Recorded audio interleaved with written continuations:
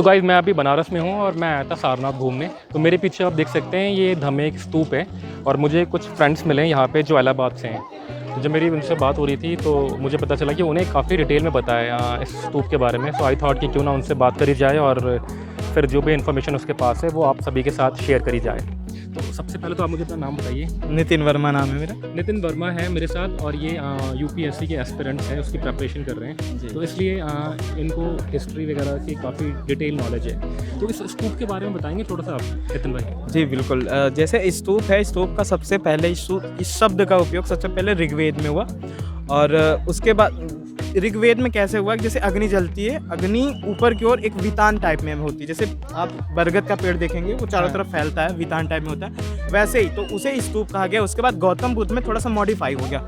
Modify क्या हो गया, गौतम बुद्ध में जो महान जो विद्वान होते हैं या गौतम बुद्ध जैसे हैं तो उनसे संबंधित चीज़ें या उनकी अस्थियों को एक बॉक्स में रख के उसके बाद उसकी चारों तरफ से उसे ढक के उसे आवरण चढ़ा के अगर उसे बनाया जाता है तो उसे बेसिकली स्तूप कहा गया। ये एक ईश्वर की निशानी है। जैसे हम बेसिकली देखते हैं कि बहुत सारे हिंदू धर्म में बहुत सारी मंदिरें होती हैं, ये बताया जाता है कि ये उनसे संबंधित, उसी प्रकार स्तूप किसी ना किसी व्यक्ति से संबंधित होता है। स्तूप में बहुत सारे पार्ट होते हैं, जैसा कि आप देख रहे हैं बड़ा सा स्तूप है। स्तूप का जो सबसे ऊपर वाला पार्ट है उसमें एक छत्रावली होती है। छत्रावली उसकी टूटी हुई है, छत्रावली नहीं है। छत्रावली के नीचे का जो गोल वाला भाग है उसे अंड कहा जाता है। अंड कहा जाता है। उसके बाद पूरा वो नीचे तक आता है और चारों तरफ जो हम घूमते हैं, परिक्रमा करते हैं, उसे प्रदक्षिणा पथ कहा जाता है। प्रदक्षिणा पथ के बाहर के भाग के पास वेदिका होती है। वेदिका, हाँ, जहाँ से हम इंटर करते हैं उसे तोरण द्वार बोलते हैं। तो भिन्न भिन्न टाइम में बहुत लोगों ने, कुषाणों ने, मौर्यों में, शुंग के काल में बहुत सारे स्तूप्स बने हैं। तो उन्हीं में से ये अशोक जी थे, मौर्य शासक, उनके द्वारा ये बनवाया गया था। और चारों तरफ इसमें लाल बलुआ पत्थर का भी उपयोग किया गया है और बहुत सारी चीज़ें हैं। यहाँ तो सजावट उतनी नहीं है, बेसिकली बहुत सारी सजावट्स होती हैं, तोरण द्वार पे सजावट होती है। तो स्तूप आस्था का एक प्रतीक है। अच्छा, बिल्कुल।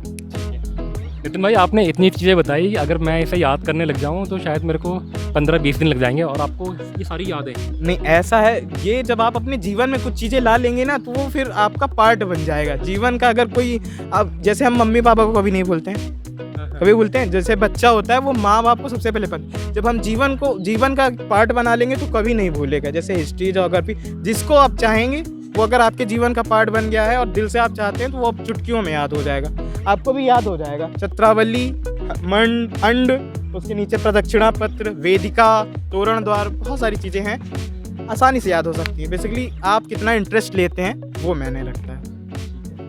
बहुत सही लगा यार नितिन भाई, आपने इतनी चीज़ें बताई, मेरे को तो नहीं पता थी, मेरे को गूगल करनी पड़ती, बट आपने 2-4 मिनट में सब चीज़ें बता दी। Thank you so much. Thank you.